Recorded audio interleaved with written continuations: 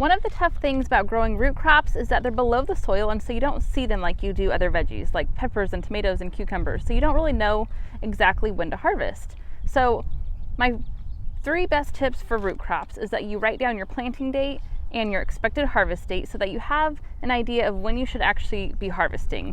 The next thing is to make sure you're thinning out your root crops, because if they are too close together and you don't thin those plants out, the root is not going to get to its desired size.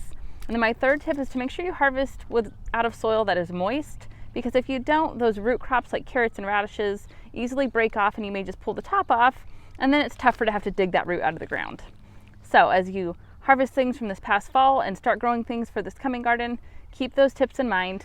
And if you'd like to hear about more gardening tips, be sure to subscribe to Audrey's Little Farm.